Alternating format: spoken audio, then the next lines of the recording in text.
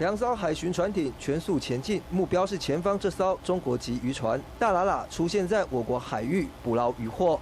发现有一艘越界的闽会一路级渔船，正在以流刺网方式作业，随即依法登检。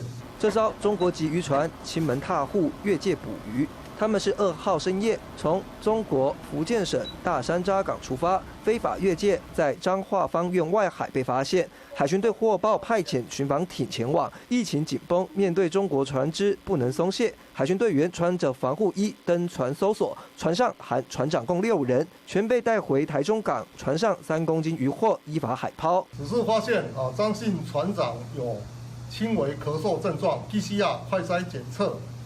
经检测结果为阴性，另外也由本队彻底实施人船消毒工作。而这名中国籍张姓船长有轻微咳嗽症状，还好送医快筛 ，PCR 结果是阴性。另外，海巡队执行任务风险性高，目前基层队员疫苗施打率已经达95%，戍守海域，防止疫病境外移入。民意新闻台中综合报道。